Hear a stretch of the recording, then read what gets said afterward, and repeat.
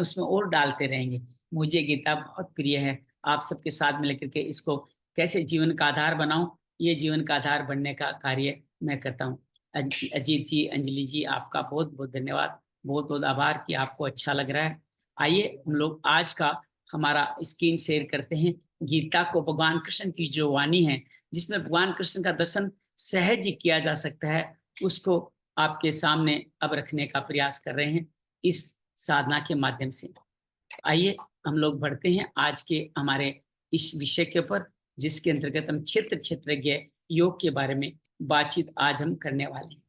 आप सबका बहुत सारा अभिवादन है, बहुत सारा स्वागत है। फिर आप और हम सब मिलकर के इस कृष्ण विश्व दर्शन सॉरी हम लोग आज ध्यान करने वाले हैं क्षेत्र क्षेत्रज्ञ योग का। जब भगवान भक्त पे कृपा करते हैं तो भक्त विश्व दर्शन पहले दिखाया, भक्त बाद में कहा, भक्त के गुण बाद में बताएं। अब भक्त आगे बन करके कैसे कल्याणकारी मोड में आया, वो क्षेत्र क्षेत्रज्ञ के बारे में कहा गया। भगवान पहले गीता का शुरुआती कुरुक्षेत्र धर्म क्षेत्र से शुरू होता है। किस तरह से ये हमारा कुरुक्षेत्र हमारे जीवन की विजयाते प्रवृत्तियां, और ये धर्म क्षेत्र हमारे शरीर जिससे हम कार्य करने, ये क्षेत्र शरीर ही क्षेत्र है, और क्षेत्र को जानने वाला, शरीर को जानने वाला क्षेत्रज्ञ कहलाता है। तो आइए हम इस क्षेत्र क्षेत्रज्ञ के अध्याय में प्रवेश करते हैं। महापुरुष बताने वाले हैं।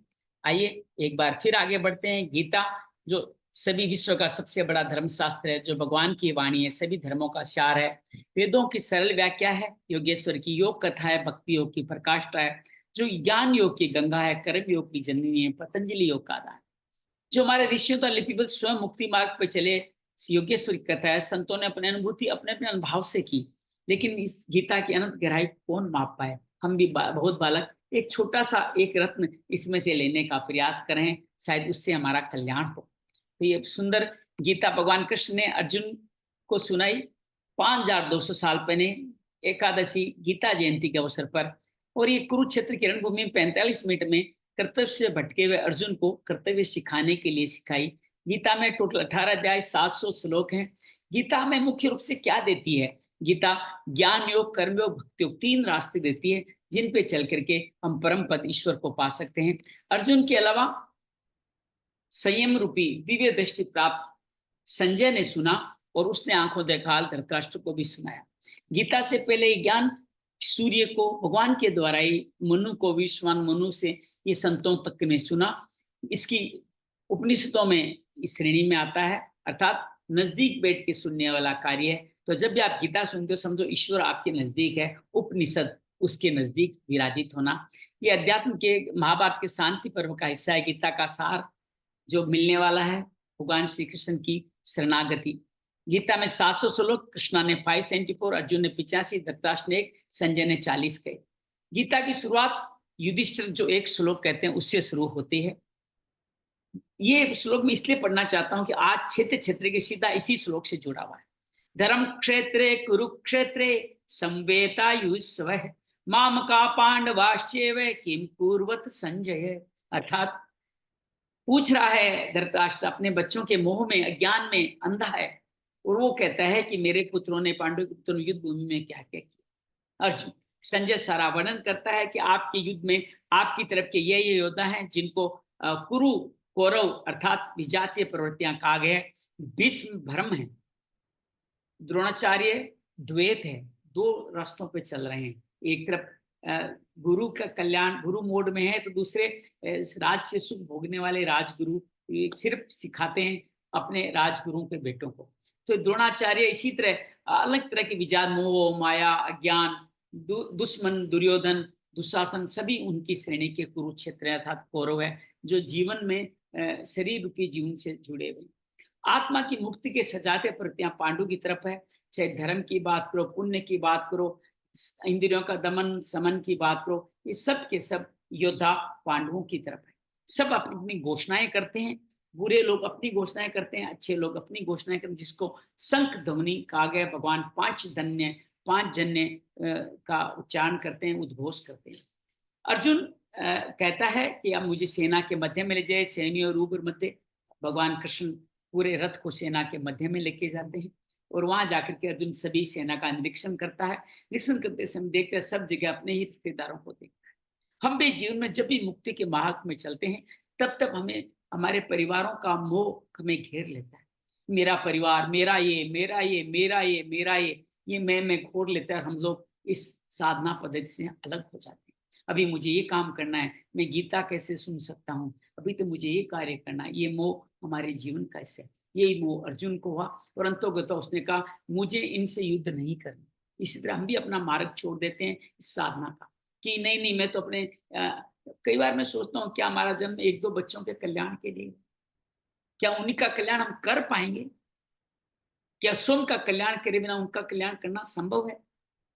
लेकिन यही अर्जुन के मन में संशय आता है कि मैं तो उन्हीं का कल्याण करूंगा, नहीं तो मेरे जो पूर्वज है वो भी उनका धर्म गिर जाएगा, उनको पिंड दान कौन देगा, मेरी आने वाली संतानें वर्ण संकर हो जाएगी अगर मैं मोह का पालन नहीं किया। इस तरह अपना रथ में पीछे जाके बैठ जाता है। पहला अध्याय अर्जुन विषाद योग यहीं पे संपूर्ण होता है। संजय पूरा चित्रण करता है भगवान कैसे आकर के उन सब की मुक्ति के लिए अलग अलग संदेश अपने प्रिय भक्त अर्जुन को समझाते हैं और कहते हैं कि आत्मा अजर है, अमर है। ये न कभी अजन्मा है, नित्य सनातन है, पुरातन है। ये मारे जाने पर ही कभी नहीं मरता। तो इस तरह और इसी तरह पार्थ को समझा रहे हैं, पार्थ को श्री कृष्ण समझा रहे हैं, सुना रहे हैं कि नैनम छिदंती शस्त्राणी, के नैनम, ये तुम्हारे अस्त्र इसको काट नहीं सकते। आत्मा अजर है, हमारे इसको अग्नि जला नहीं सकती, इसको जल गीला नहीं कर सकता, अर्थात वायु भी इसको सुखा नहीं सकती। ऐसी अजर आत्मा के प्रति तुम रोष में क्यों आ रहे हो? इसके लिए क्यों संकोच कर रहे हो? तुम्हें कर्म करना होगा। कर्म योग का मार्ग समझाते हैं। कर्मण्येवाधिकारस्ते मा फलेषु कदाचन। आज जन्माष्टमी दिन श्लोकों का श्रवण वाचन बहुत पुण्यकारी। माँ कर्म फल हेतुर्भुर्मा ते संगोत्सुत कर्मणि, अर्थात कर्म पे तुम्हारा अधिकार है, फल पर नहीं। कर्म का फल तो उसके साथ जुड़ा हुआ है जो अपने आप आने वाला है। अगर दृष्टि फल से हटा दोगे तो निष्काम कर्मयोगी की तरह जीवन में आगे बढ़ोगे और निष्काम कर्मयोगी बनते योग में स्थित हो जाओगे। मान अपमान ये से पेश का भाव नहीं आएगा और समत्व भाव में स्थित हो जाओगे, जो योग का बड़ा सुंदर सिद्धांत है। योगस्त कुरु कर्माणि संत्यक्त्वा धनंजय सिद्धियो असिद्धियो समो भूत्वा समत्वम योग उच्यते। यही सबसे बड़ा योग है, एक्सीलेंस, इक्विनिटी है। सुख दुख में समभाव में रखते हैं तो समझो कि हम योग में स्थापित हो रहे हैं, ईश्वर के दर्शन करने में स्थापित हो रहे हैं। और अगर ऐसा नहीं करेंगे तो हमारी विजातीय प्रवृत्तियां हमारी सजग होगी, जिसका नायक है क्रोध। क्रोधाद भवति सम्मोह है, क्रोध से मोह बढ़ेगा। जहां से मुक्ति पा रहे हैं वो फिर बढ़ेगा, उसी मोह से क्रोध, क्रोध से मोह। सम्मोहा स्मृति विम्र, इससे हमारी याददाश्त स्मृति भ्रमित हो जाएगी। मति भ्रम इसको शब्द कहा गया है, जहां आप सही निर्णय नहीं लेते। स्मृति भ्रष्टात् बुद्धि नाश हो, बुद्धि का विनाश हो जाएगा और बुद्धि का विनाश होने से सब कुछ विनाश हो जाएगा। तो फिर क्या करना है? कुशलता से योग करना है। अपनी इस बुद्धि को आपने किस में लीन करना है? लीन करना है, भगवान के साथ युक्त कर देना है। बुद्धि युक्तो जहाती है उभे सुकृत दुष्कृते तस्माद्योगा युजस्व योग है क्रमसु कौशलम। अपनी बुद्धि को भगवान के साथ युक्त करते हुए इस द्वंद्व है जीवन में, शुभ अशुभ कहाँ जाएं, इन दोनों को परित्याग कर लेता है। जब आपकी बुद्धि सद्बुद्धि ईश्वर के साथ जुड़ जाती है तो अब आप इस समत्व बुद्धि के लिए प्रयत्न करना है। यही कौशलता है, इस ऐसा कर पाना ही कुशल, इसको स्किलफुल कहते हैं। कर्मों का कौशल यही है। और जब आप स्किलफुली कोई काम करते हैं तो समझो कि योग ही करते हैं। हम जब 100% देते हैं, जब हम स्किल से कार्य करते हैं, डोयर नहीं होकर एकर्ता भाव से कार्य करते हैं, समभाव में कार्य करते हैं, यही कर्म का कुशलता है। और भगवान ये कहते हैं इसी अध्याय में कि ये सब कार्य, तीसरे अध्याय में ये कहते हैं कि तुम्हें इस कर्म योग पे जो चलना है उसके अंदर ही चलना ही तुम्हारा एकमात्र विकल्प है। तुम्हारा जो अपना धर्म है उसके अनुरूप कार्य करोगे, धर्मो रक्षति रक्षते, धर्म की तुम रक्षा करोगे, धर्म तुम्हारी रक्षा करेगा। आपका, तुम्हारा अर्जुन का क्या धर्म था? शौर्य। वो 3rd ग्रेड का साधक था। शूद्र सेवा भाव अभी प्रारंभ हुआ है। वैसे साधन इकट्ठे कर लिए हैं, साधन का प्रयोग करना जानता है, करना शुरू नहीं किया। करना शुरू कब करता है? जब क्षत्रिय बन जाता है। तो तुम अपने धर्म में हो, तुम्हें भ्रम के लिए प्रयास करना है। श्रेयान स्वधर्मो विगुण है पर धर्मास्वानुष्ठिता, अपने धर्म में स्थापित हो। दूसरे धर्म में, दूसरों का अपना धर्म से त्यागना ही दूसरे धर्म का पालन करना है। उसमें स्थित होने से तुम्हारा कल्याण नहीं होगा। इस अपने धर्म में कार्य करते के निधन भी हो गया तो भी कोई बात नहीं, लेकिन पर धर्म में अगर जीवित भी रहे तो भी तुम्हारा कल्याण नहीं होगा, तुम और नीचे गिर जाओ। तो हमारा सबका धर्म है इस आत्मा को परमात्मा तक पहुंचाना। उसी में हम जो भी साधन करें, हमारा हर कर्म उसके लिए हो, हर सोच, हर विचार, हर कार्यक्रम उसके लिए हो, तो हम हमारे स्वधर्म में निवास करेंगे। और भगवान यहाँ पे आज अवतारण लेते आले हैं, उसी का सुंदर वर्णन है। 12 बजे का सीन याद कर लीजिए। यदा यदा ही धर्मस्य ग्लानिर्भवति भारत, अभ्युत्थानम अधर्मस्य तदात्मानं सृजाम्यहम्। भगवान अवतार लेंगे जब जब धर्म का लोप होगा। हमारे जीवन में भी जब जब तकलीफ आएगी, उस धर्म पे चलते रहेंगे तो हमारे को सहयोग करने आएंगे। हमारे अंदर के विजातीय अधर्म का लोप करेंगे और साकार रूप से हम लोगों को प्रकट होकर क्या करेंगे? परित्राणाय साधूनां विनाशाय च दुष्कृतां धर्म संस्थापनार्थाय संभवानि युगे युगे। हम सबका उद्धार करने आज वो पधार रहे हैं। हमारे अंदर के विजातीय प्रवृत्तियां ही दुष्ट है, उनका विनाश करने के लिए, धर्म हमारे जीवन में धर्म दोबारा स्थापित हो जाए, उसके लिए आज वो प्रकट करने वाले हैं। प्रकट करके करेंगे क्या? हमें ज्ञान की साधना बता रहे हैं। हमारे प्राण में अपान का हवन यज्ञ के रूप में, नियत कर्म के रूप में पार्थ को बता रहे हैं। और किस तरह से पार्थ को अपने संयत इंद्रियों को संयत करना सीख रहा है, अपने श्वास पर ध्यान कर रहे हैं। ये पार्थ मेरे बीच में विद्यमान है, ये रहा पार्थ जो सुन रहा है भगवान कृष्ण की वाणी। तो श्रद्धा कहते हैं कि इंद्रियों को नियंत्रित रखने के साथ साथ आपको श्रद्धा बनाए रखनी। श्रद्धावान लभते ज्ञानम तत्पर संयतेन्द्रिय। अगर श्रद्धा रखोगे तभी आपकी इंद्रियां नियंत्रित रहेगी, आपको परम ज्ञान मिलेगा। ज्ञान लब्ध्वा, और ज्ञान से क्या होगा? ज्ञानम लब्ध्वाम पराम शांतिम चिरणाधिगच्छति। भगवान का अंतिम मुक्ति का स्थान शांति है, परम शांति, भगवत प्राप्त परम शांति को आप श्रद्धा के एकमात्र सूत्र से पा सकते। 5वें अध्याय में जब कर्म संन्यास योग में भगवान अर्जुन ने, पार्थ ने पूछा कृष्ण से कि ये भगवान इस ज्ञान योग बेहतर है कर्म योग बेहतर है? भगवान उनको ज्ञान योग आसान लगा। आज हम सबके साथ भी यही हो रहा है। हम रोज ज्ञान पढ़ते हैं, रोज ज्ञान बांटते हैं, अप्लाई बहुत सारा ज्ञान करते हैं, सप्लाई बहुत करते हैं, अप्लाई नहीं करते। तो इस ज्ञान से हमारा कल्याण होगा कैसे? श्रवण मनन निधिध्यास के बिना कल्याण होगा कैसे? इसलिए भगवान कहते हैं ज्ञान योग का मार्ग टफ है, क्योंकि उसके अंदर आपको कुछ करना होगा, उसमें भी कर्म ही करना है, लेकिन उस ज्ञान के आधार पर अपने हानि लाभ की चिंता आपको कम करनी होगी। लेकिन कर्म योग जो निष्काम कर्म योग है, उसमें तुम जो फल का त्याग करोगे, समर्पण कर दोगे मेरे को फल, तो मैं तुम्हारी रक्षा करूंगा, ते मेरा ध्यान करूंगा। तो 5वें अध्याय में भगवान इस तरह से कर्म संन्यास योग दोनों की, और कहते हैं दोनों एक ही मार्ग पे चलते हैं, एक ही रास्ते में पहुंचते हैं, एक ही मुक्ति पाते हैं। लेकिन ज्ञान योग आसान नहीं है, समर्पण का कर्म योग आसान है। आज भी वही संशय फिर है हम सब अर्जुनों के मन में, हम सब ज्ञान योग पे चलना चाहते हैं, आज भी समर्पण और भक्ति भाव में नहीं चलना चाहते। भगवान कहते हैं कि दोनों एक साथ होंगे सब दोनों एक ही मुक्ति पाते हैं जब योग युक्त होते हैं। जब योग युक्त हो विशुद्धात्मा विजितात्मा जितेंद्रिय, वो विशुद्ध आत्मा, आत्मा का विजय वही है जब परम से मिल जाओ, क्योंकि जब इंद्रियों पे नियंत्रण कर चुके हो। सर्वभूआत्मा भूआत्मा वो सभी लोगों को प्रिय होता है, सभी लोग उससे प्रिय होते हैं जो मुक्ति की राह पर होता है। कुव्रन्न पीन लिप्लयते, लेकिन वो किसी के अंदर तुल्य निंदा स्तुतिर मोनी, किसी में कर्म में लिप्त नहीं होता, सिर्फ लोगों का कल्याण करता है जो मुक्ति के भाव में पहुंचता है। तो ये पूरा वर्णन कर्म संन्यास योग के बारे में बताया। 6ठे अध्याय में भगवान ने आत्म संयम योग की बात की। जो व्यक्ति मुक्ति के मार्ग पे आगे बढ़ चुका है उसको निधियां विधियां मिलने वाली है, सिद्धियां उनके वो संयम से मिलने वाली है। और संयम के लिए साधना जरूरी है, सत्संग जरूरी है। जो मार्ग पहले बता आए हैं, जिस मार्ग में उन्होंने कहा, बार बार कहा कि आप प्राण में अपान का हवन करो, ध्यानस्थ हो जाओ, समाधि हो जाओ, गुरु की शरण में जाओ, ज्ञान का कर्म करो बिना कर्म के। ऐसे व्यक्ति को कैसे साधना करनी चाहिए उसका पूरा वर्णन करते हैं इस 6ठे अध्याय में। युक्त आहार विहार से युक्त चेष्ट से कर्मसु युक्त स्वप्नावबोध से योगो भवति दुख। अर्थात हमें युक्ति युक्त आहार करना है, सात्विक आहार, विहार भी वो करना है जो हमारे जीवन को सत्व की ओर आगे बढ़ाए, हमारे उसका मार्ग भी सात्विक हो। चाहे हम धनोपार्जन कर रहे हो या समाज में जी रहे हो, हमारे मार्ग सात्विक हो। परिमित सेन, हमें अपना सेन उतना ही करना है जितना जितने सेन की हमें आवश्यकता है। ये आवश्यकता धीरे धीरे कम होती चली जाती है। गहरी नींद का सेन करें 6 से 8 घंटे का, और जब भी जागें हर वक्त जागते रहें। सही कर्म गलत कर्म क्या हुआ है, दिन भर आपका चिंतन चलता रहे।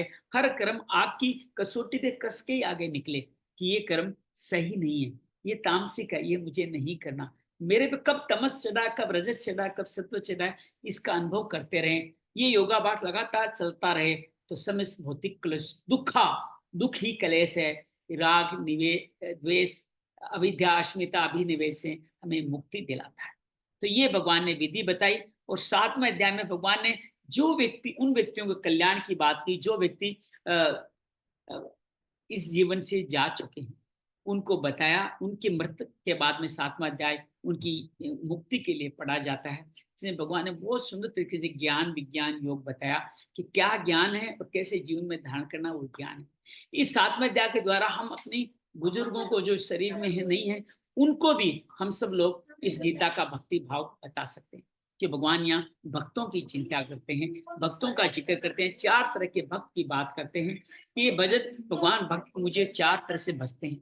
चतुर्विधा भजन्ते माम जना सुकृति नोर्जुने आर्तो जिज्ञासुर अर्थाति ज्ञानी च बर्तर सवे। अर्थात पहले दुखी होता है, दुखी होकर भजता है, फिर उसके बाद में जिज्ञासा जगती है कि ये अच्छी चीज है, मैं इस मार्ग पे चलूं। फिर अर्थाति, फिर धन संपत्ति, अर्थ मूल रूप में अर्थ, फिर शुद्ध संपत्ति सात्विक संपत्ति की तरफ भगवान बढ़ा देते हैं, फिर उसको ज्ञानी बना देते हैं। भगवान कहते हैं ये सारे भक्त मुझ पे बड़े उदार। भगवान चाहते हैं हम सब उसके भक्त बने, और वो हमें अपने अपने आप को हमारा कर्तव्य मानते हैं। हर भक्त के लिए वो चिंतित है, पीड़ित है, उसकी मोह में फंसे हुए हैं। हम सबके मोह में भगवान फंसे हुए हैं। ये 4 तरह से हमारी 4 ग्रेडेड को यहाँ भगवान ने बताया। और 8वें अध्याय में जो हम लोग जीवन जी रहे हैं, कभी न कभी मरण मरण धर्मा है, हमारा शरीर शांत होना है। उससे पहले हमारे जीवन में हम लोग क्या क्या करें, अक्षर ब्रह्म, वो अक्षर पुरुष जो अक्षर है, उस ब्रह्म की तक कैसे पहुंचे, उसके बारे में अक्षर ब्रह्म योग में बताया। और इस अध्याय में भगवान ने बार बार उन चीजों का जिक्र किया जो हमारे जीवन का कल्याण कर सकती है, जो हमारे जीवन को आगे बढ़ा सकती है। और बार बार बताया कैसे ध्यान करना है, कैसे साधना करनी है। आइए साधना का एक सूत्र यहाँ पढ़ते हैं। स्तुरद्वाराणि संयम्य मनोहृदय निरुद्य। अभी हमने किया था, सभी इंद्रियों के द्वारों को हमने भ्रामरी के द्वारा इंद्रियों के विषयों को रोक करके हृदय में स्थापित किया। और फिर यहाँ से हम अधिपति मर्म पे लेके गए। मूर्ध्यात्मन प्राणम आस्थितो योग धारण। यहाँ से हम मूर्धा पे लेके गए, वहां पे हम लोग स्थित हो गए। और वहां पे किया क्या, हमने ओम का उच्चारण किया। ओमित्य काक्षरम विहार मामनुस्मरण। मुझे इस मेरे स्वरूप को स्मरण करते हुए एक ब्रह्म का ही, ब्रह्म के स्वरूप ओम का आप बार बार वाचन करें। यह पर्याति तजन से याति परमांग गति। और ये इस तरह से जो मुझ निर्गुण ब्रह्म का चिंतन यहाँ पे बैठ के करता है, वो शरीर को त्याग करके परम गति को प्राप्त हो जाए। तो मरणाधर्म आवृत्तियों के लिए ये सुंदर मार्ग बताया कि अंत समय, यहाँ ये भी कहते हैं अंत समय में जो तुम्हारा भाव होगा वही तुम्हें गति मिलेगी। तो फिर बड़ा आसान है, अंत में नारायण नारायण कहें मुक्ति पा जाए। लेकिन आदमी कहते हैं सद्भावती, वो ही तुम उच्चारण करोगे या वही भाव में रहोगे जो जीवन भर रहे हो। तो हमें जीवन भर साधना करनी होगी, ताकि हम जब भी इस शरीर को छोड़ें तब ये साधना हमारे साथ रहे, हमारे साथ जाए, हमें मुक्ति तक पहुंचे। और भगवान 9वें अध्याय में अपनी विशेष राज विद्या राजगुह्य योग के रूप में हमें बताते हैं कि किस तरह से हमारा मेरा ही ये अश्रद्धा प्रवृत्ति से परा और प्रकृति का चित्रण करते हैं। कि आज भी चित्रण करेंगे 13वें अध्याय में, उसी परा प्रवृत्ति का चित्रण करते हैं। अश्रद्धा प्रवृत्ति के अंदर में पुरुष रूप में मैं विद्यमान हूँ, उसके तुम आराधना करो, उसका ही ध्यान करो। अन्य किसी देवता का पहली बार नाम लिया और कहा कि वहां पे कुछ नहीं है। उन अन्य देवताओं में जो तुम मांगने चाहते हो, वो जो फल मिलेंगे वो सब नाशवान है। और वो फल भी कौन देगा, वो देवता ने मैं ही दूंगा। किसको दे करके, तुम्हारी श्रद्धा के अनुकूल मैं ही फल दूंगा। किसी भी देवता भूत भवानी पे पास जाओ, मैं ही फल देने वाला हूँ। लेकिन सब फल नाशवान है, बार बार तुम्हें जन्म मृत्यु में फंसाने। अंतिम लक्ष्य मैं ही प्रदान करूंगा। मेरी शरण में आओ, मैं तुम्हें मुक्ति प्रदान करूंगा। और मेरा तो यत्न, मेरी प्रार्थना, मेरा प्रयास बहुत सहज है। पत्रम पुष्पम फलम तोयम यो मे भक्त्या परीक्षति तदम भक्ति परिहतनम मश्नामि परिहतात्मने। अर्थात पत्र, पुष्प, फल, जल मुझको भक्ति भाव से आप चढ़ाइए, मैं तुम्हें पूरी अखंड भक्ति अपनी प्रयास को, तुम्हारे इन प्रयासों को मैं पूरी अखंड भक्ति के रूप में प्रदान। तो ये बड़ा सहज मार्ग, राज विद्या, राज जो गुप्त है उस विद्या के बारे में हमें बताया। और इसके साथ ये भगवान क्या करते हैं कि मैं तुम्हारा रथी हो जाऊंगा जब तुम इस तरह से भक्ति को अनन्याश्चित्यंत, अनन्य भाव से, मेरे अलावा कोई नहीं। ये बात बार बार आएगा, आज भी आएगा। ये जना पर्युपास, अनन्य भाव से जो मेरी उपासना करते हैं, तेसा नित्य वियुक्तानम, मैं उसके साथ ही रह जाता हूँ, उसके घर में निवास करता हूँ। जैसे अर्जुन के रथ पे रथी हो जाते हैं, योग क्षेम वाहमयम, तो उन सब के साथ मिलके मैं उनके लिए योग क्षेम की मैं पूर्ण व्यवस्था मैं इनके माध्यम से करता हूँ। और भगवान 10वें अध्याय में भगवान जब योगक्षेम करते हैं तो बहुत सारी सिद्धियां, नव निधियां भी प्रदान करते हैं। और भगवान अर्जुन को ये सभी अपनी विभूतियों के बारे में बताता है कि मैं हर जगह में ही विद्यमान हूँ। जितनी भी दुनिया की श्रेष्ठ कांति युक्त चीजें हैं उन सब में मैं ही विद्यमान हूँ। चाहे तुम्हारी कीर्ति हो, वाक पटुता हो, तुम्हारे स्मृति हो, मेघा हो, धरती हो, क्षमा हो, सम दमन, जितनी भी अच्छी अच्छी सारी चीजें हैं प्रकृति में, जय आप मरीचि की बात करें, आदित्य की बात करें, वसु की बात करें, ऋषियों की बात करें, दैत्यों की बात करें, हर जगह हर चीज में मैं ही विद्यमान हूँ। अपनी सारी विभूतियां जो अनंत है उनका थोड़ा सा दर्शन कराते कि तुम ये जाओगे तो ये विभूतियां सब तुम पाने वाले हो, पालोगे। और भगवान अर्जुन 11वें अध्याय में इन सभी विभूतियों का दर्शन करना चाहता है, तो भगवान उन सबको सब विभूतियों का दर्शन कराते हैं। और बहुत सुंदर तरीके से 11वें अध्याय का ये सूत्र बड़ा अद्भुत है। कस्मास्ते न नरेन नमरेन महात्मन गरिये से ब्रह्मणोप्यादि करते अनंत देवे जगन निवास तुम अक्षरम सत सत परम यत। हे मातुम, ब्रह्मा के आदि करता सबसे बड़े अर्जुन विराट रूप देखता है, उसमें बहुत विकलता आती है। वो और उसके सारे अपने क्षेत्र के दूसरे सारे उनके मुंह में जा रहे हैं तो विकल हो जाता है, भयभीत हो जाता है, तो नमन करता है। वो कहते हैं अनंत नादेश, मैं आपको नगर निवास, मैं आपको नमन करता हूँ। आप सच्चिदानंद ब्रह्म हैं, आप ही असत्य है, आप ही उनसे परे हैं। उनको बार बार नमन करता है भगवान कृष्ण। तो इस तरह से भगवान 11वें अध्याय में अर्जुन को चतुर्भुज रूप में दिखा करके उनको कल्याण करते हैं। और 11वें अध्याय में विश्व रूप का दर्शन वो इस तरह से करते हैं। और कल हमने 12वें अध्याय के बारे में बात की। 12वें अध्याय में हमने बात की भक्ति योग की। भक्ति योग जो बहुत अद्भुत गाथा है एक भक्ति। भगवान भक्त में जब भक्त बन जाता है तो भगवान उसमें क्या क्या गुण देखते हैं, या यूं कहो ये गुण होते हैं तो भक्त कहलाता है। तो भगवान का भक्त बनना कितना आसान है, ये सुंदर श्लोक के माध्यम से उसका पुनरावलोकन करते हैं। यस्मानोत विजिते लोको लोकानोत विजिते चय हर सामरस भयोर्द्वेगेर मुक्तो ये सच में प्रिय। भगवान को कौन भक्त प्रिय है?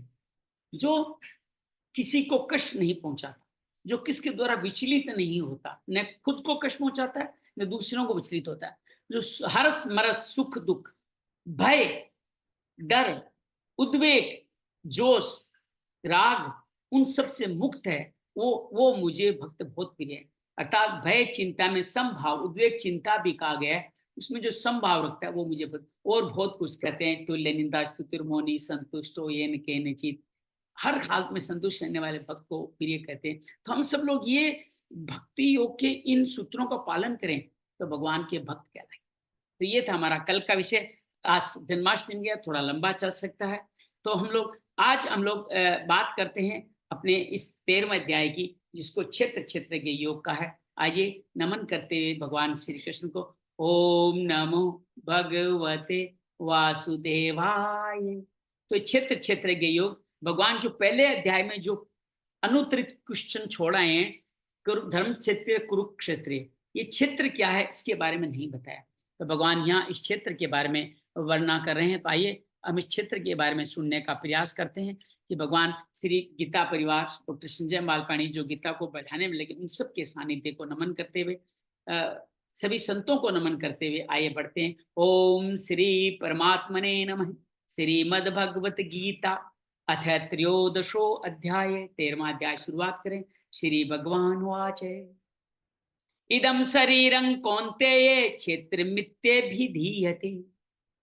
ये शरीर क्षेत्र के बारे में बता रहे हैं। एतद्यो वेति तं प्राहु क्षेत्रज्ञ इति तद्विदः। अर्थात भगवान ये कहते हैं ये शरीर, जो हमारा शरीर है वो ही क्षेत्र है।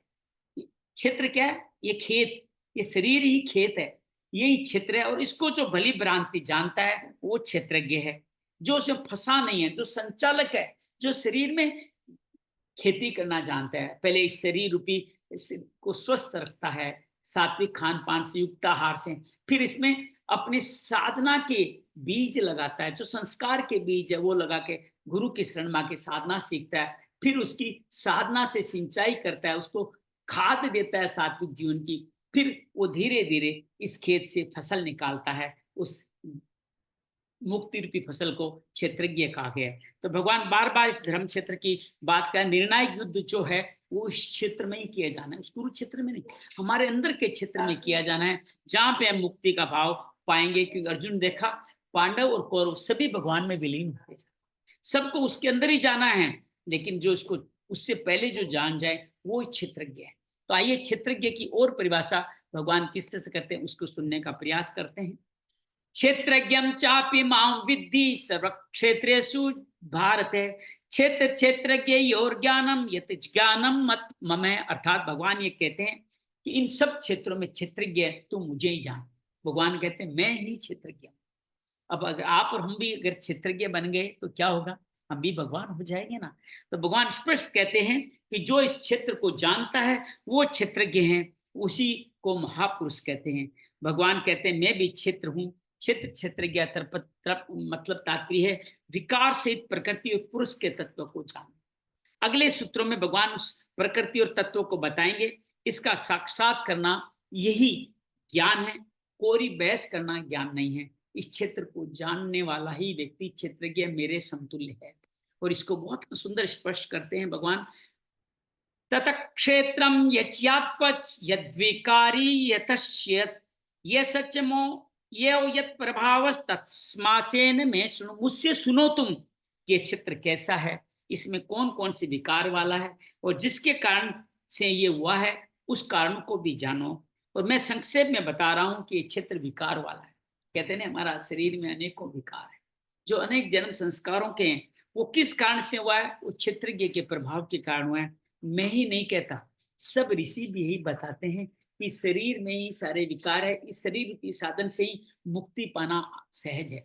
तो चौथे अध्याय में उन ऋषियों की बात करते हैं जो इसके बारे में जानते हैं। ऋषि भी बहुधा गीतं छंदो भी विविधे पृथक, अलग अलग ब्रह्म सूत्र पदश्चैव हेतु मद विनिश्चते। अर्थात ऋषि, जो अनेक ऋषि हैं उन्होंने गायन किया है, गीतम छंदों में विभाजित, छंदों में विभाजित करके कहा। युक्त युक्त ब्रह्म सूत्र, बड़ा सुंदर है ब्रह्म सूत्र, इसको पढ़ने का बड़ा भाव है। कभी इसके बारे में बात कर पाया तो मेरा बड़ा सौभाग्य होगा।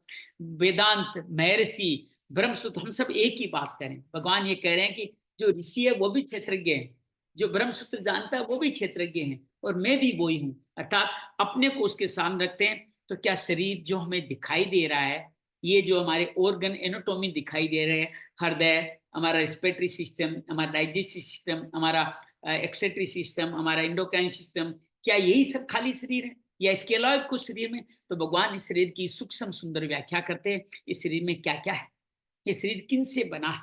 पंच महाभूत से बना हुआ। महाभूत अहंकारो बुद्धिर अव्यक्त में उचे। कैसे जन्म हुआ? इंद्रियाणी दशकेंच पंचचेंद्रिय गोचरा। तो इसमें क्या क्या है? पंच महाभूत कौन से? पृथ्वी, जल, अग्नि, वायु, आकाश।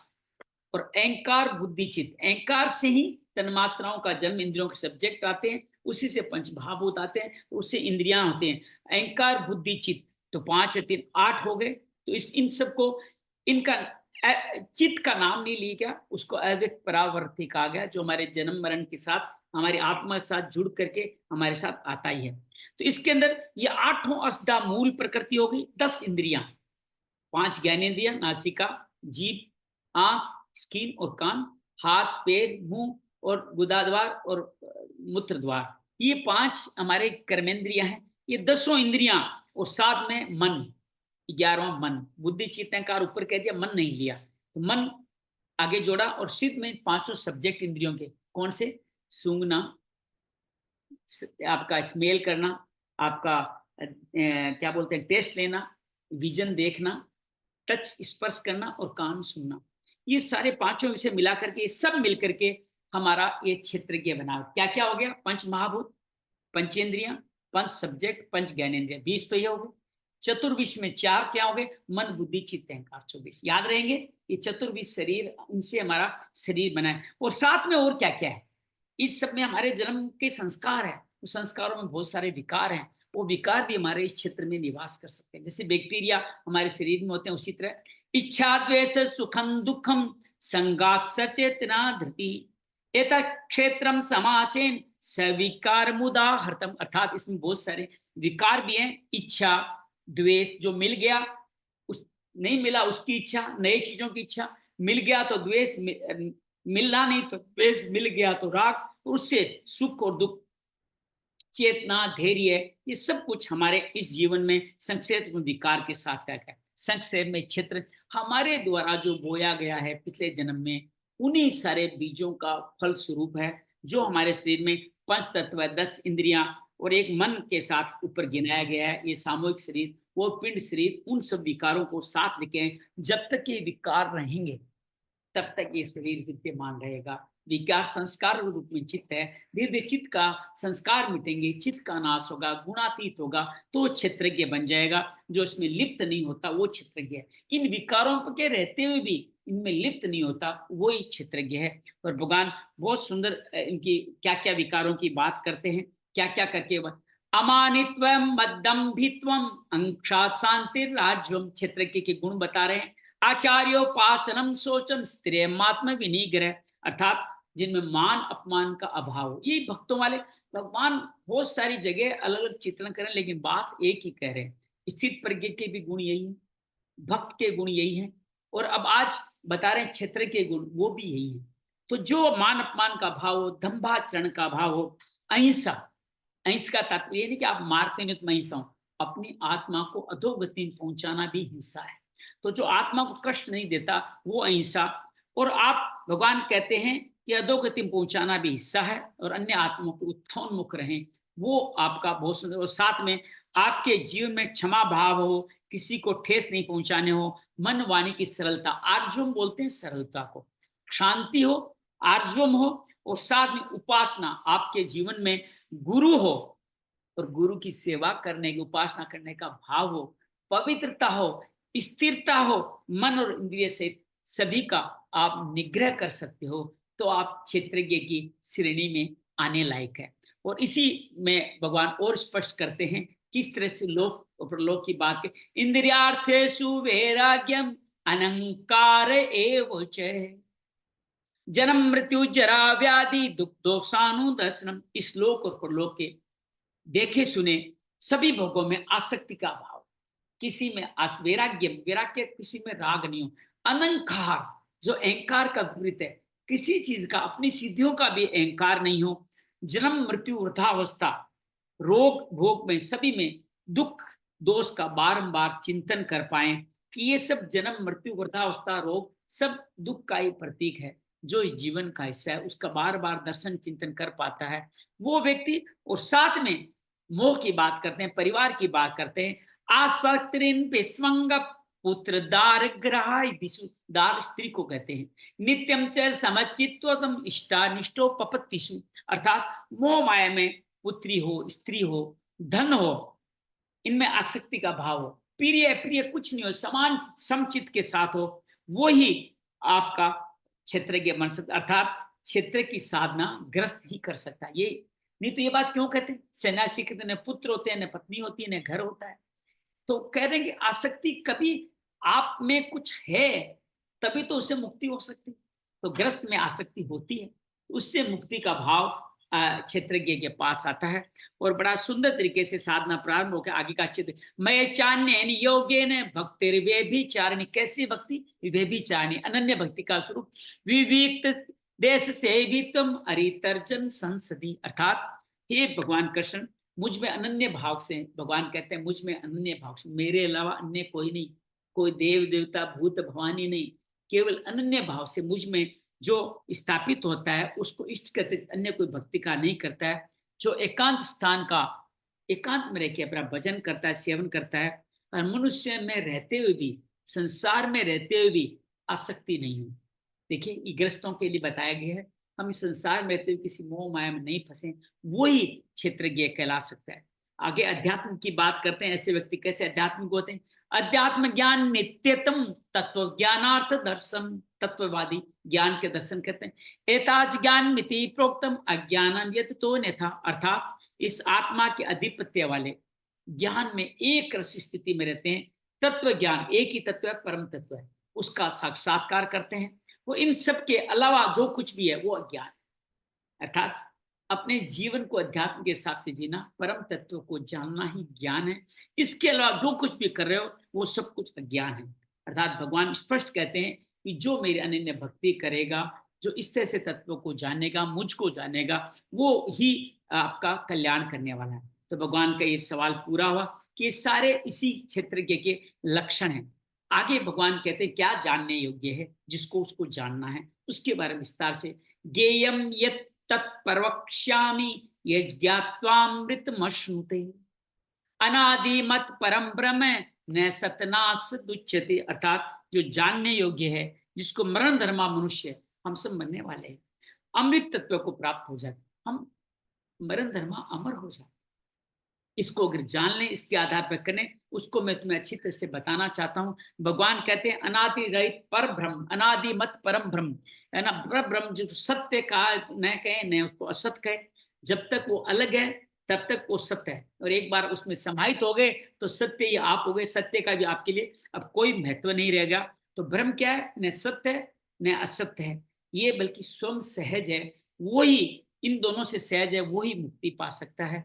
और इसके बारे में और चित्रण करते हैं इसी ब्रह्म को जानने वाले। सर्वपाणि पादम तत् सर्वक्षिशिरो मुखम सर्वतश्रुति मल्लोके सर्वमावर्ते तिष्ठति, अर्थात भगवान ये ब्रह्म सब तरफ से हाथ पैर वाला, सब ओर से नेत्र सिर मुख वाला, सब कुछ सुनने वाला है, क्योंकि संसार को सब में व्याप्त करके इसी में स्थित है, सब कुछ देख रहा है, कर्मों के संस्कार देख रहा है, अपने इंद्रियों देख, लेकिन कहीं लिप्त नहीं होता, वो बिल्कुल निर्लेप हो गया है। वो व्यक्ति सब कुछ होते हुए, अर्थात इस संसार में रहते हुए ही मुक्ति संभव है। यहाँ भगवान बार बार यही कहते हैं कि आप अपने इंद्रियों के विषयों की तरफ नहीं जाते हैं तो मुक्ति के भाव में जाते हैं। वो संपूर्ण सर्वेंद्रिय गुणाभासम सर्वेंद्रिय विवर्जितम, सब इंद्रियों के विषय को उसने जीत लिया है। असक्तम सर्वपर्चे निर्गुणम गुण प्रोक्तुच, अर्थात सब इंद्रियों के सब्जेक्ट को जान रहा है, ये पांचों इंद्रियों के सब्जेक्ट को, और वो इंद्रियों से फिर भी मोह में नहीं फंसता, इंद्रियों से रहित रहता है। आसक्ति गुणातीत होने पर सबको धारण पोषण करने वाला, सब गुणों को भोगने वाला है, अर्थात एक एक करके सब गुणों को अपनी अपनी लय में लेता है। कृष्ण कह रहे हैं इन तत्वों को भोगने वाला मैं ही हूं, और संपूर्ण तत्व है मुझे नहीं, गुण भोक्तच है, मेरे में ही विलीन हो जाते हैं। ये सारे गुण जो आपने पाए हैं ये सब मुझ में विलीन हो जाएंगे, तभी आप गुणातीत कहोगे। ये भी कहें मैं गुणातीत हूँ, सारे गुण हमारे उसमें जाते हैं, फिर भी वो जैसे एक आकाश में वायु की तरफ में लिप्त नहीं होते, उसी तरह वो गुणातीत होते भी गुणों में लिप्त नहीं होते। बहिरंतश्च भूतानां अचरंचरमेव च सूक्ष्मात्वा तत् विज्ञेयम दूरस्थम चांतिके च तत्, अर्थात भगवान कहते हैं वो ब्रह्म सभी जीवधारियों के बाहर भीतर परिपूर्ण है, वो परफेक्ट है, और चर अचर रूप में भी वही है। किसी को देख पाते हैं, निर्गुण सगुण की बात भी है। जो शरीर रूप में उनमें भी मैं हूँ, जो शरीर रूप में नहीं है सूक्ष्म है उनके रूप में भी मैं हूँ, और इनको सूक्ष्म रूप में होने के कारण हर आदमी को दिखाई नहीं देता, अविज्ञ है, इंद्रियों से परे है, अर्थात इंद्रियों के ज्ञान से उसको जाना नहीं जा सकता। वो अति समीप भी है, दूर भी है।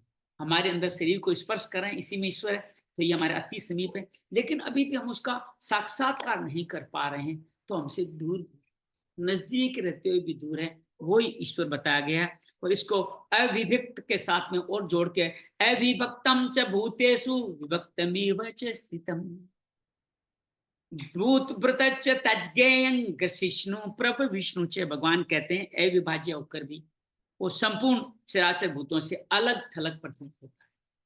वो विभक्त नहीं किया जा सकता, लेकिन भूतों में होते हुए अलग, लेकिन ये जानने कि परमात्मा समस्त भूतों को उत्पन्न करने वाला है, भरण पोषण करने वाला, अंत में संहार भी यही करता है। ब्रह्मा विष्णु महेश तीनों वही है, अर्थात जन्म वही देगा, उनका पालन वही करेगा, संहार वही करेगा। या हमारे अंदर और बाहर के भावों की तरफ संकेत किया गया है। बाहर से जन्म लिया हमने, जन्म और भीतर जागृति, बाहर पालन, अंदर योग क्षेम का वहन, ये शरीर का परिवर्तन, सर्वस्व का विलग, भूतों की उत्पत्ति के कारण लय, और इस लय के साथ ही स्वरूप को प्राप्त हो जाता है। ये सब उसी ब्रह्मा के अविभक्त होने के लक्षण हैं। इसको और क्लियर करते हैं कि वो कैसा होगा। ज्योतिषामपि तज्ज्योतिष तमसः परमुच्यते, ज्ञानम ज्ञेयञ्च ज्ञान गम्यम हृदि सर्वस्य विष्ठितम। वो ग्रह ब्रह्म ज्योतियों का भी ज्योति है, अर्थात जब ब्रह्म ज्योति जलती है तो आपके असीमित ज्ञान का सूचक है, तो पूर्ण ज्ञान स्वरूप। ज्ञानम ज्ञेयम ज्ञान गम्यम, अर्थात खुद ज्ञान नहीं है, ज्ञाता है, उसको जानने योग्य दूसरी बातों को भी वो ज्ञान के द्वारा होने वाला है। तो साक्षात्कार के साथ इस मिलने वाली जानकारी का नाम ज्ञान है, किताबों का ज्ञान नहीं, व्हाट्सएप का जो अप्लाई सप्लाई सप्लाई है वो ज्ञान नहीं। जब आप जीवन में स्वाध्याय से जो अनुभव करते हो वो ही ज्ञान है, और सब हमारे हृदय में स्थित है, उसी का निवास स्थान हृदय है। हृदय सर्वस्व विष्ठितम, या फिर कहा है मैं हृदय में निवास करता हूँ। आगे तो और क्लियर करने वाले हैं 18वें अध्याय में, तो यहाँ भी कह गया हृदय सर्वस्व विष्ठितम, अर्थात मेरे को हृदय में ध्यान करके योगाचरण द्वारा ही मुझे प्राप्त कर सकते। तो भगवान ने क्षेत्र का पूरा वर्णन इस तरह से वर्णन किया है। आगे और स्पष्ट करते हैं क्षेत्रज्ञ के बारे में। इति क्षेत्रम तथा ज्ञानम ज्ञेयम चोक्तम समासतः मद भक्त एत विज्ञाय मदवायोपपद्यते।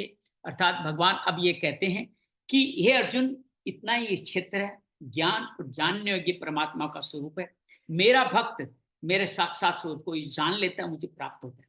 तो भगवान ने जो क्षेत्र का उसको प्रकृति कहेंगे अब, और क्षेत्रज्ञ को पुरुष कहेंगे। नए नाम आ गए। क्षेत्र क्या, प्रकृति, जो अष्टधा प्रकृति, जिसको बाद में इस बार विस्तार करके चतुर्विश प्रकृति कह दिया गया, लेकिन साथ में आत्मा अलग है जिसको पुरुष कहा गया है। पुरुष ही आत्मा है। पुरुष का मतलब जेंट्स नहीं है, पुरुष का मतलब ईश्वर है, जिसका कोई स्वरूप नहीं है, कोई लिंग नहीं है, वो पुरुष ही आत्मा है। आगे इसको क्षेत्र को कहेंगे प्रकृति, याद रखिएगा, और पुरुष कहेंगे आप क्षेत्रज्ञ को, अर्थात खुद को पुरुष महापुरुष कह के कि मैं क्षेत्रज्ञ हूं। तो क्या कहते हैं भगवान यहाँ पे, प्रकृतिम पुरुष संचेव विद्यनादि उभावपि। प्रकृति पुरुष की बात, विकारांश्च गुणाश्चेव विधि प्रकृति संभवान, अर्थात भगवान प्रकृति पुरुष दोनों को तो अनादि जान, दोनों भी परमानेंट जीवन पर रहने वाले हैं। संपूर्ण विकार, विकारश गुणाश्चेव, मेरी त्रिगुण मैं प्रकृति से उत्पन्न हुए हूं। मेरे में जो त्रिगुण है जिसमें मैं लिप्त नहीं हूं, उन्हीं से ये प्रकृति और पुरुष उत्पन्न होता है। हमारी उत्पत्ति का भाव, हम जो भी इच्छाएं कर्म, अतिरिक्त इच्छाएं कर्मों का फल अलग अलग गुणों के अनुसार हमारे जीवन में होता है। ये त्रिगुण में प्रकृति के कारण ही हम बार बार तन्मात्राओं अहंकार के कारण जन्म लेते हैं। और भगवान क्या कराते हैं, कार्यकरण की बात करें, जिस कारण से काम होना है। कार्यकरण कर्तत्व हेतु प्रकृति रुच्यते, पुरुष सुख दुखानाम भोक्तृत्व हेतु रुच्यते। भगवान कहते हैं कार्यकरण, जिसके द्वारा शुभ कार्य किए जाते हैं, विवेक वैराग्य आदि, या अशुभ कार्य किए जाते हैं, काम क्रोध, इनके कारण विकार कहते हैं।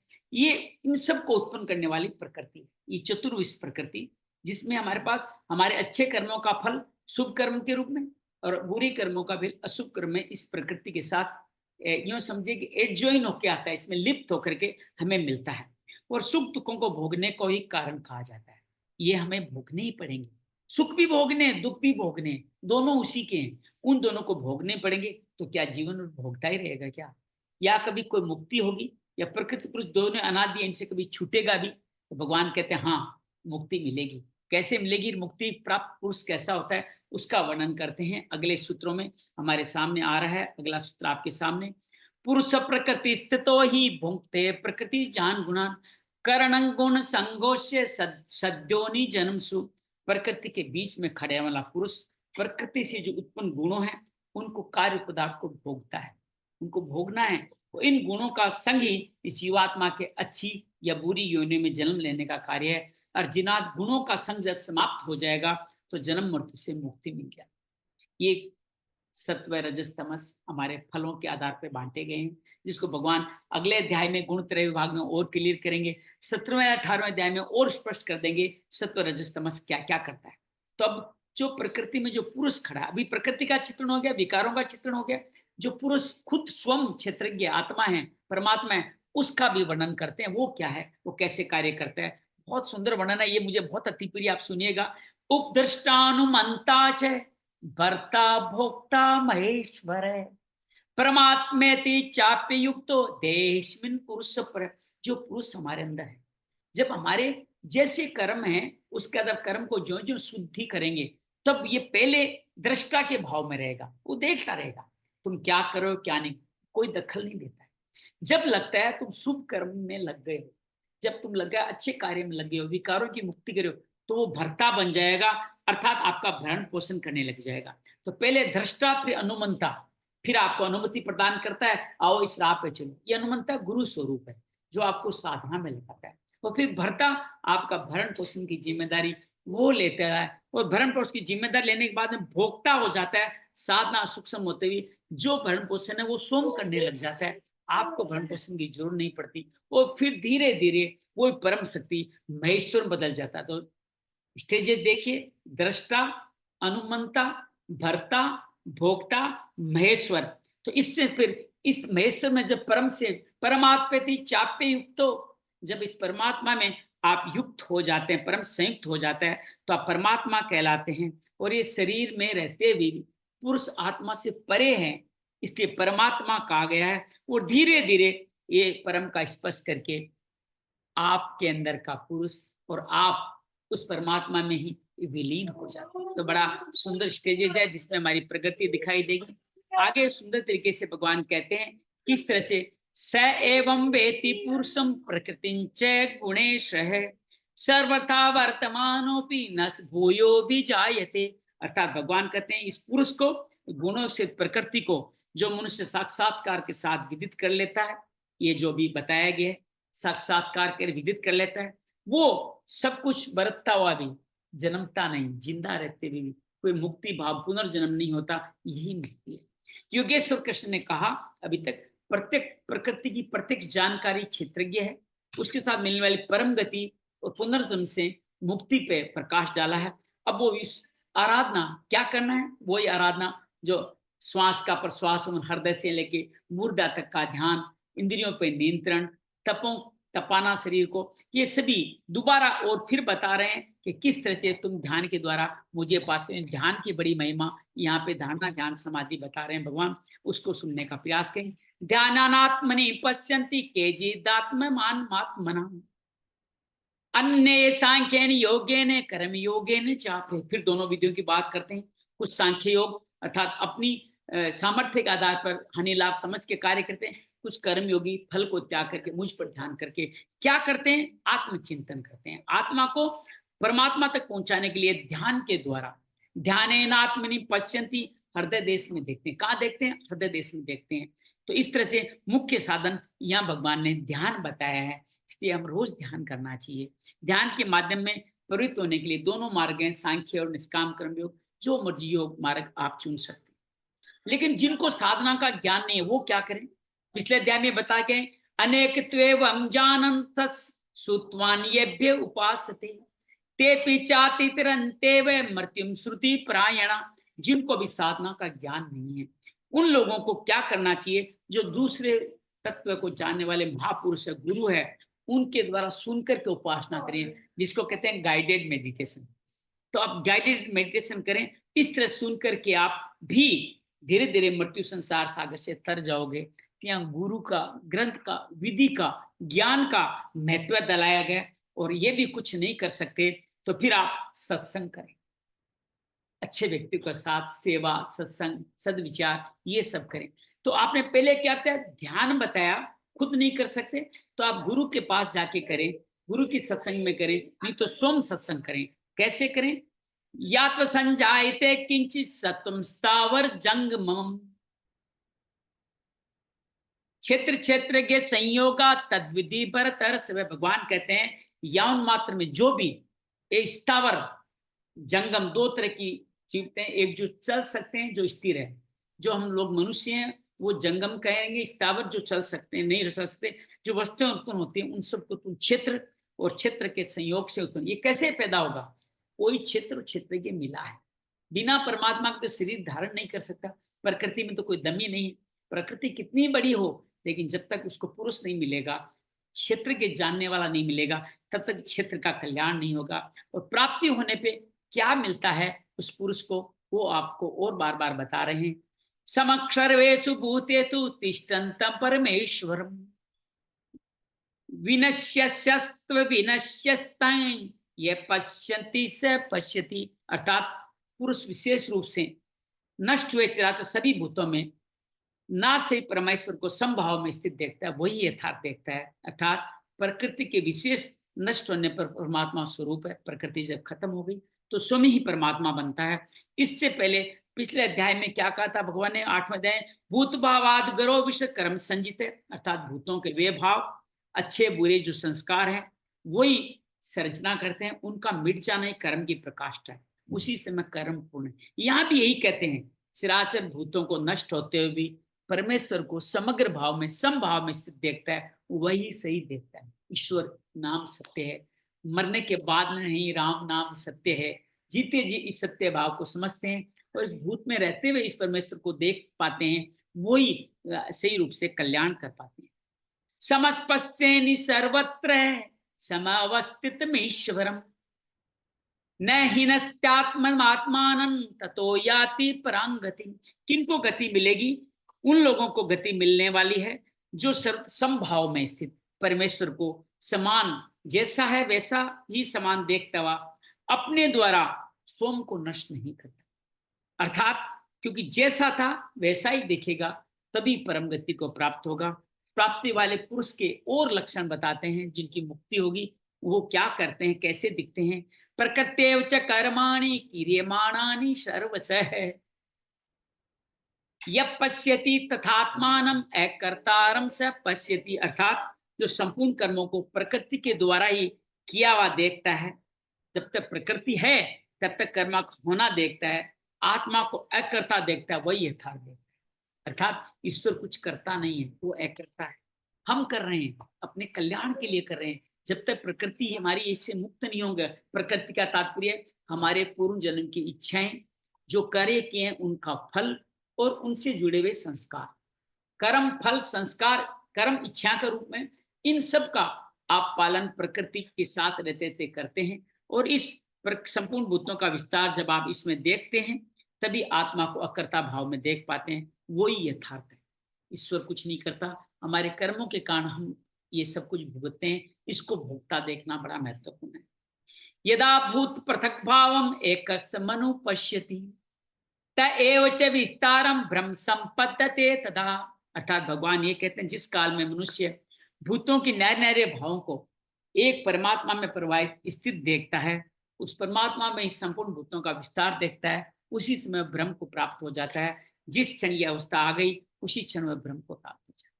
ये लक्षण स्थित प्रज्ञ महापुरुष के लक्षण तय थे, वही लक्षण इस क्षेत्रज्ञ के लक्षण है कि समस्त भूतों में न्यारे न्यारे भावों को एक परमात्मा में, हर में परमात्मा का दर्शन करना, बुरे से बुरे व्यक्ति के अच्छे भाव को देख पाना, ये उस परमात्मा का विस्तार को जब देख पाता है तो वही क्षेत्रज्ञ है, वही स्थित प्रज्ञ है। ये दोनों एक ही संभाव में तुलना यहाँ पे की गई है।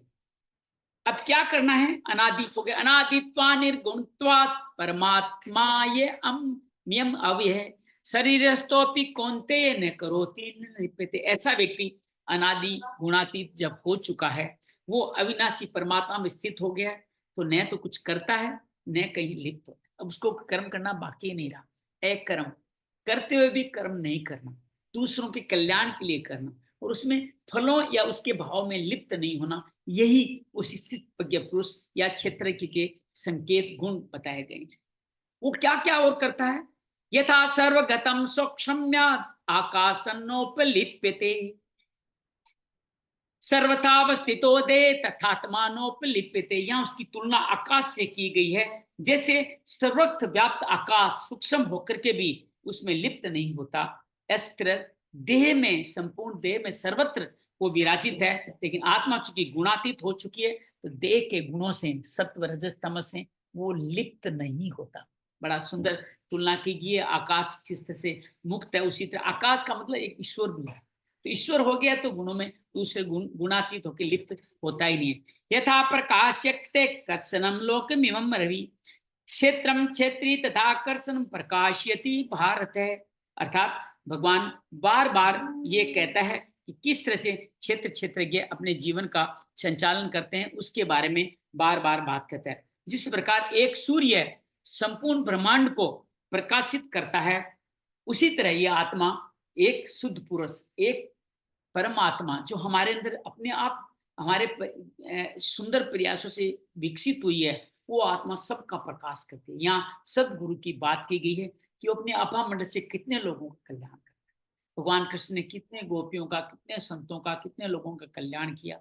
इसी तरह हम सब भी जब मुक्ति के भाव में आएंगे तो अन्य लोगों का भी कल्याण करेंगे। हमारा प्रकाश उन सब के विकारों को भी खत्म करेगा। ये भारत, ये उसका स्थिति पुरुष का सुंदर वर्णन यहाँ पे कहा गया। आगे भगवान ये कहते हैं, क्षेत्र क्षेत्रज्ञ योरेवम अंतरिक्ष ज्ञान चक्षुषा भूत प्रकृति मोक्षम च ये विदुर्यांति ते परम। अर्थात क्षेत्र क्षेत्र के भेद को, विकासित प्रकृति से छूटने के भाव को जो ज्ञान रूपी नेत्रों के द्वारा, ज्ञान चक्षुषा, अंतरम ज्ञान चक्षुषा, वो देख लेते हैं, वो पर ब्रह्म परमात्मा को प्राप्त होते हैं।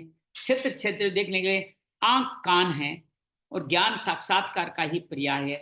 देखने के लिए आंख ज्ञान साक्षात्कार ज्ञान के माध्यम से करते हैं। तो ये सुंदर तरीके से भगवान ने क्षेत्र क्षेत्रज्ञ का वर्णन किया, और हम सब लोग क्षेत्रज्ञ बने, ऐसा हमें आशीर्वाद भी भगवान ने प्रदान किया। ताइए इस अध्याय को संपूर्ण करते हैं। ओम तत्सदिति श्रीमद् भगवद गीतासु उपनिषत्सु ब्रह्म विद्यायाम योग शास्त्रे श्री कृष्णार्जुन संवादे क्षेत्र क्षेत्रज्ञ विभाग योगो नाम त्रयोदशो अध्याय है। ओम श्री कृष्णार्पणमस्तु। ओम हरिये नमः। श्री हरिये नमः। हरिये नमः। तो ये हमने सुंदर तरीके से इस क्रम क्षेत्र तो जाना। हमारे साथ अंजलि, चंपा, संतोषी अभी तक है। आपका बहुत बहुत अभिवादन, बहुत बहुत स्वागत। आइए क्षेत्र क्षेत्रज्ञ का निष्कर्ष ध्यान के रूप में एक गहरी लंबी श्वास करें। शरीर के समस्त क्षेत्र के प्रति सजग हो जाए। पंच महाभूत पृथ्वी, जल, अग्नि, वायु, आकाश। पंचेंद्रियां, ज्ञानेन्द्रियां, नासिका, जीभ, आंख, त्वचा और सुनना, उनके सब्जेक्ट सूंघना, टेस्ट करना, देखना, स्पर्श करना और सुनना। पंच कर्मेंद्रियां, हाथ, पैर, मुंह, उपस्थ और पायु। मन, बुद्धि, चित्त, अहंकार, चतुर्विश शरीर ही प्रकृति है। यही क्षेत्र है। इस क्षेत्र को जानने वाला क्षेत्रज्ञ कहलाता है। भगवान कहते हैं, मैं क्षेत्रज्ञ। अपने शरीर के इस पूरे क्षेत्र के प्रति सजग हो जाएं। इस क्षेत्र को जानने का प्रयास भगवत प्राप्ति से ही होने। ये जन्म मिला अनेक अनेक जन्मों के संस्कारों से, अतृप्त इच्छाओं, उसके फल और उसके संस्कारों से धीरे धीरे इस क्षेत्र के साथ ये सभी संस्कार विकारों के रूप में भी स्थित है। राग, द्वेष, दंभ, अहंकार, मोह, माया, इच्छाएं, कामना, इन सब के रूप में विद्यमान है। तो ये क्षेत्र पूरा का पूरा इन विकारों से घिरा हुआ है। अपने जीवन में स्थित इन सभी विकारों का दर्शन करें, षड विकारों का दर्शन करें। क्षेत्र के साथ ये विकार हैं, जैसे खेत में बहुत सारे उबड़ खाबड़ अनेक घास उग जाती है, खरपतवार, तो विकार ही हमारे क्षेत्र का खरपतवार। इन विकारों का दर्शन करें, तब हम क्षेत्र को जान पाए। इस क्षेत्र को जानने वाला क्षेत्रज्ञ का भगवान कहते हैं, जो गुणों से अतीत हो चुका है, जो मुझ पे लीन हो चुका है, वही क्षेत्रज्ञ है। भगवान इसकी तुलना प्रकृति और पुरुष से भी करते हैं।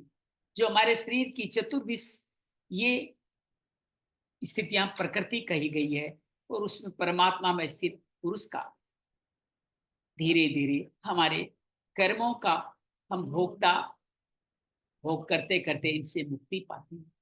और जो परमात्मा ईश्वर वो शांत साक्षी भाव में खड़ा, हम सबके कर्म को ईश्वर हर वक्त साक्षी भाव से देख रहा है, बिना इन्वॉल्व हुए हमारे कर्मों के अनुरूप हमारे प्रयासों को सबको साक्षी भाव से देख रहा है।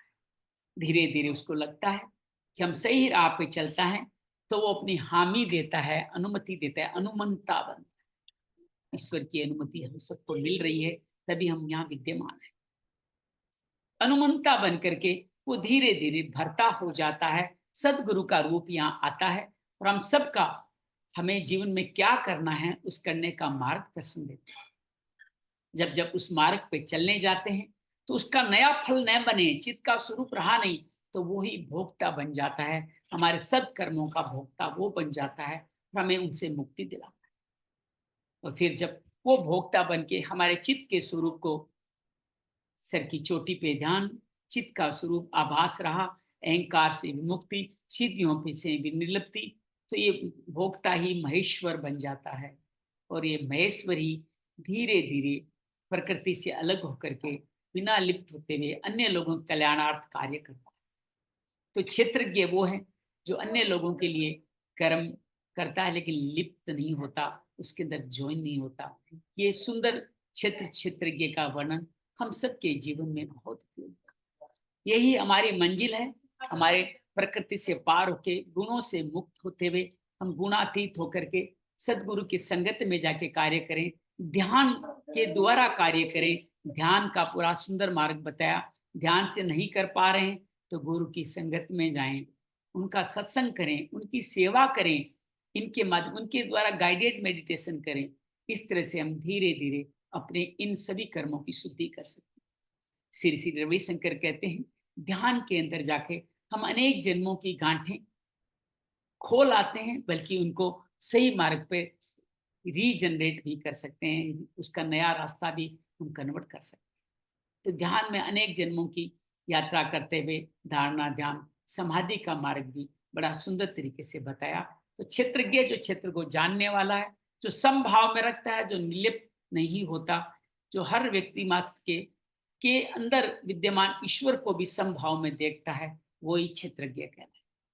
इति श्री क्षेत्रज्ञ योगो नाम। इस क्षेत्रज्ञ को नमन जो आज जन्म लेने वाले हैं, हमारे शरीर रूपी पंच चतुर्विषय प्रकृति के शरीर को मुक्ति दिलाने के लिए। आइए उनका अभिवादन करते हैं, उनका स्वागत करते हैं। ओम नमो भगवते वासुदेवाय। ओम नमो भगवते वासुदेवाय। ओम नमो भगवते वासुदेवाय। हरिओम तत्सत, हरिओम तत्सत, हरिओम तत्सत। शरीर परिसर के प्रति सजग होते हुए, क्षेत्रज्ञ के प्रति सजग होते हुए, धीरे धीरे मुस्कुराते मुस्कुराते दोनों हाथ ऊपर ले जाएं, हाथों की छोटी उंगली नीचे वास्य को रब करते हुए क्षेत्रज्ञ के इस भाव को, इस गर्माहट में अनुभव करते हुए धीरे धीरे अपने हाथ नीचे आंखें खोल सके। तो ये सुंदर तरीके से हमें इस क्षेत्रज्ञ का पता चला। अपने खेत उसमें कैसे खेती करें, कैसे चतुर किसान के रूप में हम निरूपाई करें, उसका वर्णन हमें इसके अंदर मिला। भगवान बड़े दयालु हैं, और इसी का विस्तार गुणत्रय विभाग में अगले में करेंगे कि 3 गुण कैसे हैं, कैसे उनसे गुणातीत होते हैं, और गुणातीत व्यक्तियों के क्या लक्षण हैं, उसके बारे में बात करेंगे। तो अंजलि, चंपा, संतोषी माताओं को तीनों को नमन। आप सबको जन्माष्टमी की बहुत सारी बधाई। और आप अनम्यूट होकर के भी अपने भाव कहना चाहें तो आप कह सकते हैं। आप सबका उम्मीद है आपको गीता का ये अनुभव, हमने 1 से लेकर 13 अध्याय को रिपीट भी हल्का हल्का करते जा रहे हैं, ताकि आप एक भी अगर पाठ अटेंड करें तो भी आप पूरे गीता का सार ले पाए। जी चंपा जी। बहुत अच्छा लगा श्याम भैया, इतना अच्छा लगा। आपने एकदम दिखा दिया कि कृष्ण का जन्म कैसे हुआ। बहुत अच्छा लगा। Thank you, thank you, thank you, बहुत बहुत धन्यवाद। शुक्राना भैया। थैंक यू अंजलि जी, आपका भी बहुत बहुत बहुत आभार। आप गीता सुनती है, गीता पढ़ती है, आपके अंदर गीता के इन भावों को हम सम्मान कर सकें, ऐसा भाव करने का भाव आपके माध्यम से जगा। उम्मीद है आपको आनंद मिले। सर बहुत बहुत धन्यवाद, आपने इतने सुंदर शब्दों में मेडिटेशन करवाया। बहुत अच्छा लगा और हर रोज दिल करता है कि आपको सुनते रहें बस। बहुत अच्छा है सर। बहुत बहुत धन्यवाद, बहुत बहुत संतोष जी, आपका भी धन्यवाद। कल फिर मिलेंगे। Yes, sir. कल ऐसे ही 7 से 7:30 8 साधना करेंगे और फिर गुण त्रय विभाग को देंगे। 31 तारीख तक हमारे 18 अध्याय पूरे हो जाएंगे। 18वां अध्याय बड़ा है, तो हो सकता है किसी दिन 14वां 15वां या 15वां 16वां 2 अध्याय एक दिन कर लें। ऐसा कुछ करने का प्रयास करेंगे जो छोटे अध्याय हैं। ये तो फिर भी 34 का था। अगला अध्याय थोड़ा कम का है, 15वां 20 श्लोक का ही है। तो हम 18 को 2 भागों में भी कर सकते हैं, क्योंकि 72 उसमें सूत्र है। तो इसकी बातचीत करेंगे और फिर 1 तारीख को हमारी बेसिक कोर्स शुरू हो जाएगा। उसमें सब आप आमंत्रित हैं, जिसमें हम मर्म के बारे में और बात करेंगे। और पहला, दूसरा, तीसरा, चौथा अध्याय बच गए हैं, जो शायद 1 2 3 4 को हम करेंगे। हमने 5वें अध्याय से शुरुआत किया था, तो 18 अध्याय पूरा हो जाएंगे। मैं आपको लिंक भेजूंगा, जिसमें गीता ज्ञान यज्ञ के ग्रुप में जुड़ जाएगा। गीता संबंधी सारी जानकारी जो स्क्रीन शॉट में दिखा रहा हूँ, वो सब मैं उसमें डाल दूंगा, ताकि उससे गीता को और गहराई में लोगों तक विस्तारित कर पाएंगे। आप सबका बहुत बहुत आभार, बहुत बहुत धन्यवाद।